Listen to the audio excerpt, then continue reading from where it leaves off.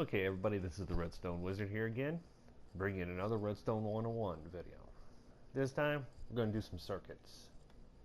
Some basic circuit concepts. Now, Minecraft is based around Boolean logic. And, well, I haven't fully studied Boolean logic, so all I can tell you is what I do know. It revolves pretty much around two types of gates. An AND gate and an OR gate. And says two things have to happen. Like, for example, this switch and this switch have to be down for the fireworks to launch. One's on and the other's off, nothing will happen. An OR gate, on the other hand, says when either OR, hence the names, and, or, when this switch or this switch is activated, we get a firework to launch. So, these are basic sets just to be able to allow for more complex builds. Now, let me get stuff that's set up real fast for a little bit more circuitry, and I'll bring you guys right back. Okay guys, I've got two more circuits built for you. Now, these are pretty simple circuits, but they are quite useful. Here we have what's called an RS NOR latch. Basically, no matter how many times I hit this button over here, this line will remain powered. Let's drop it down one. So, no matter how many times I hit it, this one will remain powered. But if I come over and hit this one,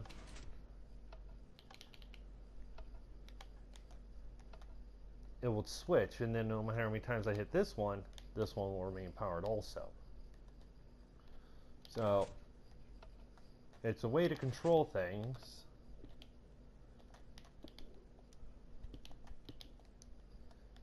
Simple, but it has a lot of exposed redstone, so setting it up is a little tricky. So if I'm ever using an RS NOR latch, I actually use this one.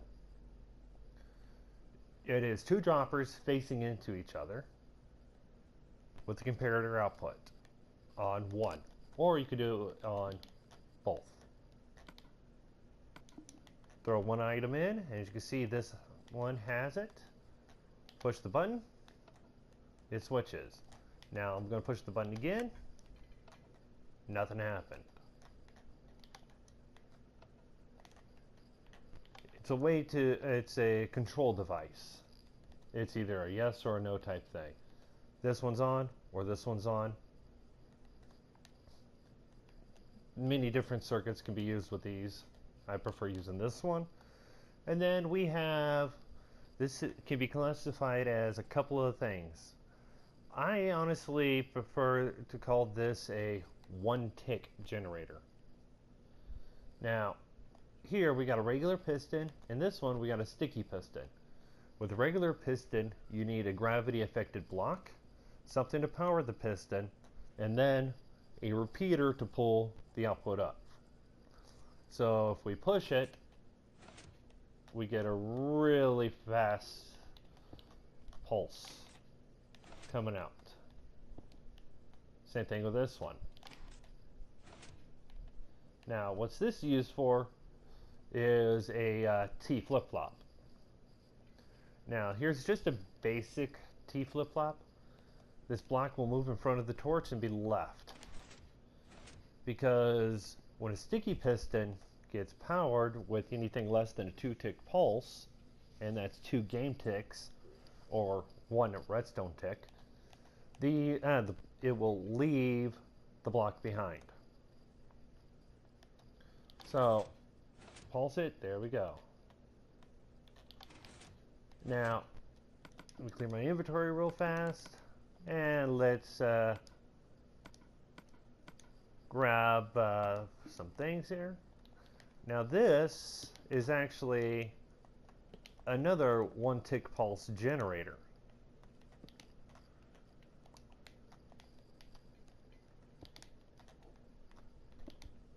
Let me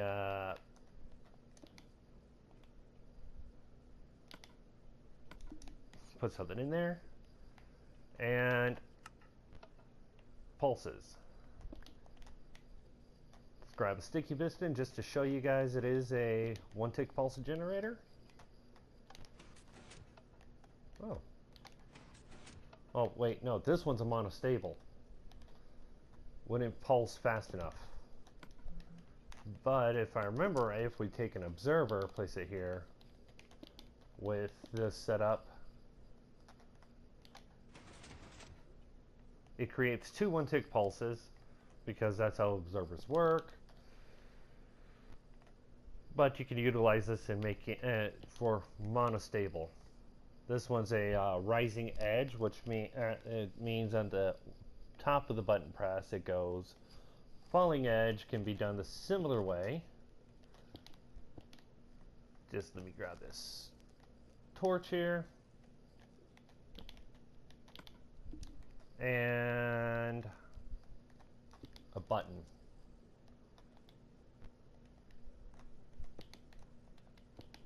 So now if I push the button, when the button pops up, you get a falling edge. If I just stick the comparator there, we get a rising edge. At the top, when the button's pressed or when the button's coming up. That's the difference between the two. Now, you could use, these ones are useful, you could use these for multiple different things. Quite useful if you actually ask me. I prefer using these than any other, because all we have to do is set this to 2 ticks, and we get the same thing. 4 ticks would be a little longer length of that, and that's because how long it takes a hopper to transport items back. So those are some very important circuits to actually try to remember. These are all one wide, so just look at them, you can copy them. Don't have to put them in the same orientation, because if I wanted to, I'll just stick that right there, and as you can see, it pulsed. Basic orientation is the same. Now, my preferred T flip-flop, my preferred one like this is need a block, piston, block, and a button.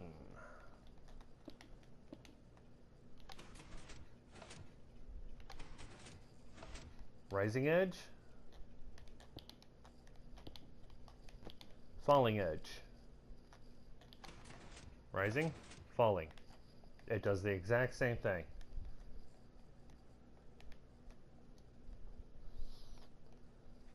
In fact, these are rising edge and falling edge T flip-flops. So, observer, either one block away or right on it, whatever signal you want to put into it, right there, sticky piston pushing it. Yeah. And then we got one of the more interesting blocks combinations.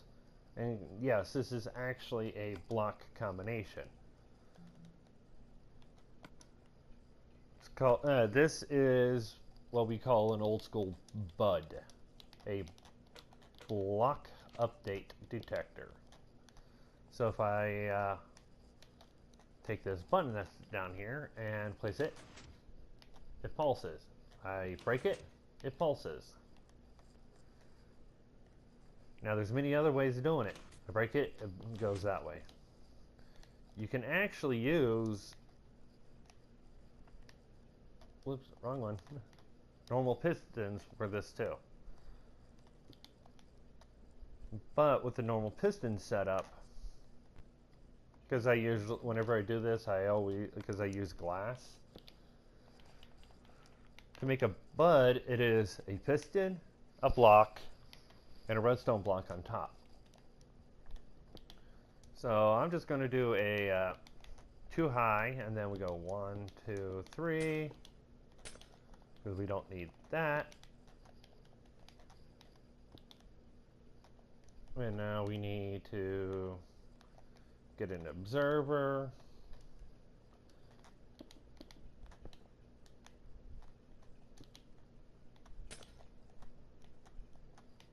Actually, let's drop this down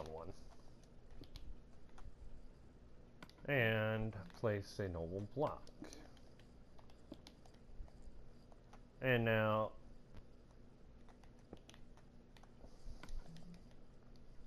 just because this is right here,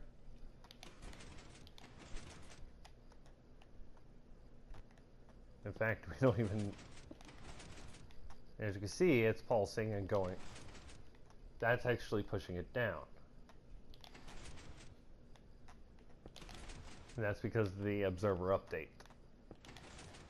But all I'm doing is just placing. This was actually used in many different farms for the longest time until the observers came out.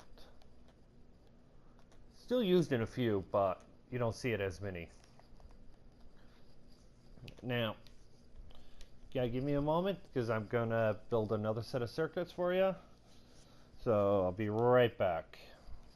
Okay guys, I got another set of circuits. These are all clocks. These are technically all observer clocks because they use observers. This one's a specialty because it's actually a comparative clock using an observer.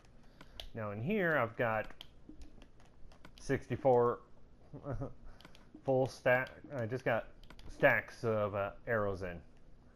Now these are designed to be fast clocks, as you can see. Some of them are just the same. Some of them work faster, some work slower. But this is an interesting one. Single observer clock. I've got nothing in here. In fact, let's put a stack of arrows in. And we will, as you can see, it's still working. In fact, interesting thing about this clock is you don't need a power source to turn it on. Turn it off, either you break the redstone or you take a lever and power it.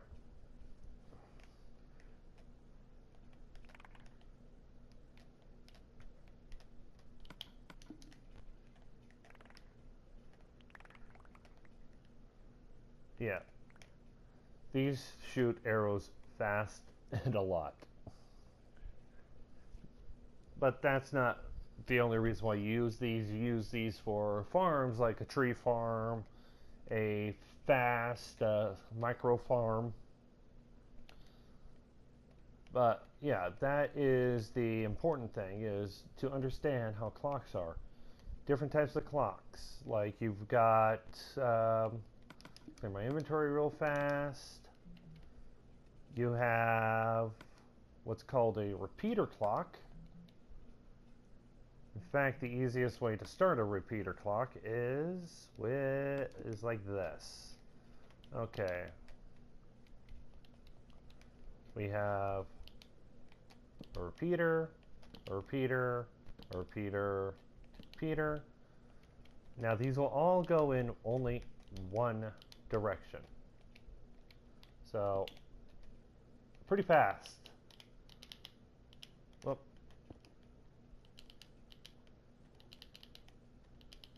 In fact, if it's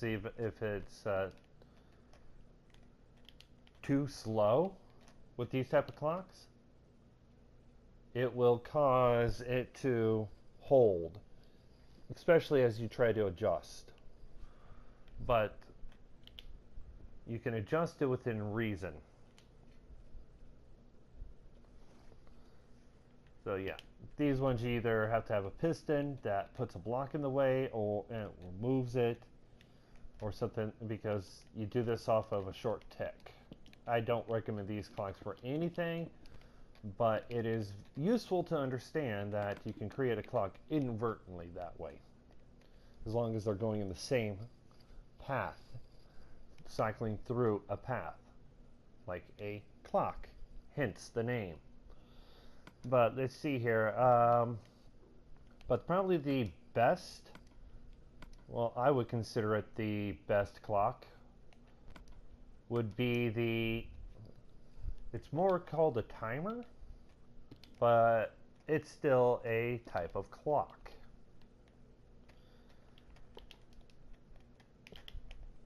This is called an etho-hopper timer. And it's so named because of the original person that made it. Now, he's a fairly big YouTuber. Well, fairly I say in a sarcastic manner, but he's actually a very big YouTuber. And his name is Ethos, and his it's Ethos Lab. But yeah, pretty much you have two ways to pull signals. You can put a torch at one end. You can pull signals off of this. You can pull signals off of the redstone block. Let's put a dropper with an item, and you can control it. It takes 8 redstone ticks per item. And I don't know the conversion for how long. There is sites that actually allows you to figure out how many items needed for a certain time frame. Just search up hopper timers. Oh, see, we got the item. Did a 1 tick pulse. And to depower these, just power 1 block. And there you go. Now, no matter how much, when this finishes, as you can see, this one's not going to do anything because it can't move. This piston's already powered. But yeah, that right there is very important. That's one way to control. You can use a hopper timer, a comparator clock with an item, like what most people use for drop evaders. Comparator, redstone, repeater, and a block. So this is the primary setup if I'm going to go with a short drop evader, because if I don't need a long drop, I will use this. If I don't need to go up high, I use this one, because every time you put an item in, it shoots it out. So you connect a hopper to it. Let's get a stack of grass blocks. Why? Because it was there. And as you can see, it shoots out. Quite useful, especially if you're going to be making a bubble elevator with soul sand. Because let's just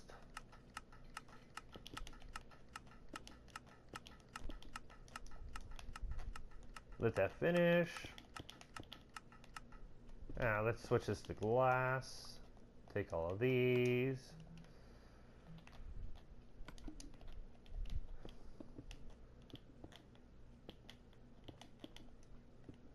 Let's go up just a little bit. Basic you're coming from a hoppered sorting system, and you want these items to go up to something else. Now, because I'm on console,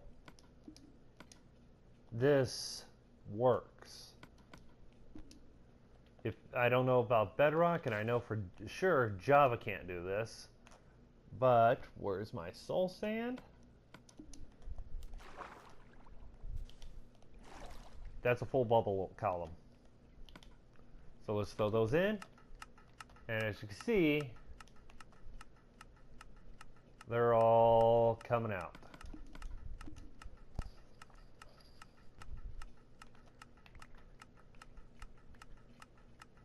It passes through the block. In fact, this was the technology used with the old item elevators, because you'd actually just make this right here, and instead of using water,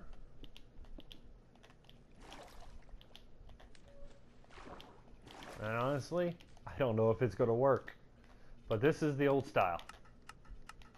Oh, still works. Inconsistently.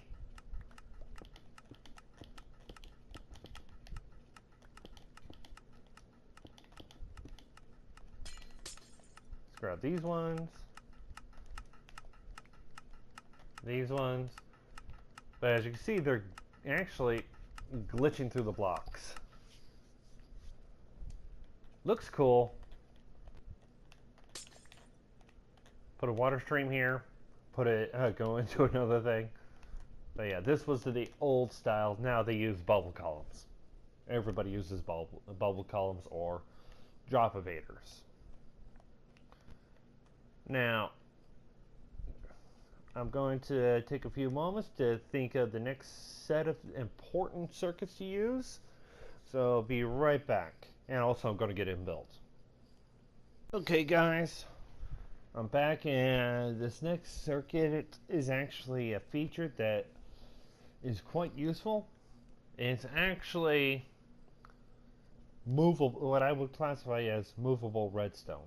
Yes, I know we can move redstone blocks, but the downfall to this is that in a stationary circuit, you can't put a redstone block on top of a piston and have that piston down. Now, I know I have these to the sides, but they all are the same thing. Now, the cauldrons, and that's what these are unique, okay? Because I have them full with all 4 levels of water you can have. 0, 1, 2, and 3 bottles.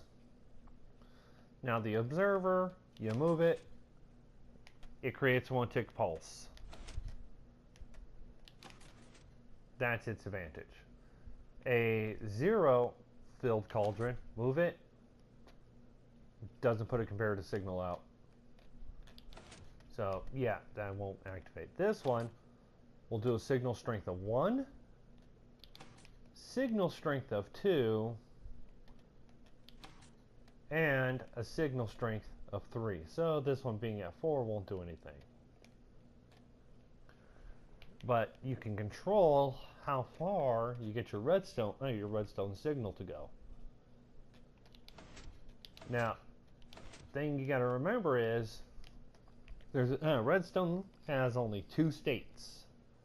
It's either off, as all these are, or on, like these. That's all you have to remember. For the most part, when it comes to redstone, it's either on or off. This comes later. This comes important when it comes to making certain types of circuits that you want to. Like, okay, I want this line to be on, but I don't want this line to be on. How am I going to do it? That's pretty much what it is. Now, these are quite a bit of the circuits needed for every type of whatever build you're making. You got your clocks, you got a bud detector, you've got monostable circuits, RS NOR latches, and OR gates. To make a NOR gate, all you have to do is just, let me grab some dust.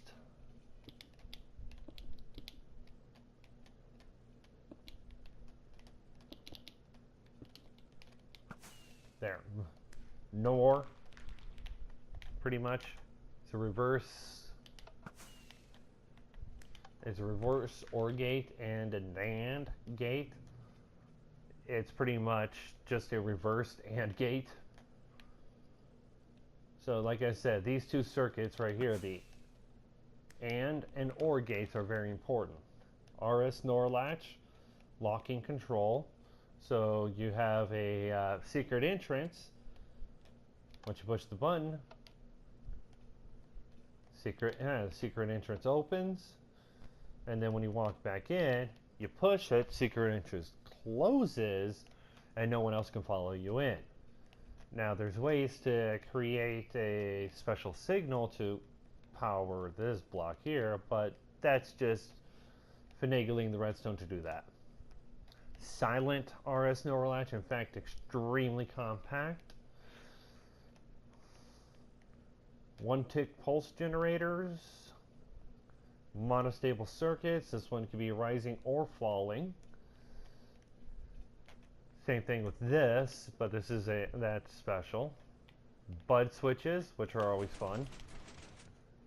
Clocks, comparator clock using an observer, and a double observer clock, which is actually quite fast, and a single observer clock. Requires less redstone, more redstone. I use this because this requires 1, 2, 3, 4, 5 blocks of 5 pieces of redstone versus 1, 2, 3. Far better, about the same speed. A etho hopper timer for your specific delay times. Very useful for many different things, like if you're making a sugarcane farm or a pumpkin and melon farm that you need it to go off at a certain time. Item elevators, so you can take things from one level all the way to the top. And then we have just some basic movable sources for redstone. This one is used for other minor level things, but the cauldron is used as a redstone block with a comparator and a repeater. Yeah, it takes a little more, but that's if you want it to go up. But that's special. So, next one, I'm going to be coming up with a few more circuits here and there, trying to think of whatever I can, because honestly, I know a lot, but placing it into a certain context, I have to just think of it on the fly. So if these videos seem a little disjointed because of that, it is because it just happens that, oh, yeah, I remember this now. So, let me know if you guys want, what specific type of thing you would like to see more in detail. I'm going to be still producing these. I might even once I get past the basics, which there's still quite a bit left. I'm going to upgrade the video from Redstone 101 to Redstone 201, which is the next level. Alright guys, this is the Redstone Wizard. Enjoy building.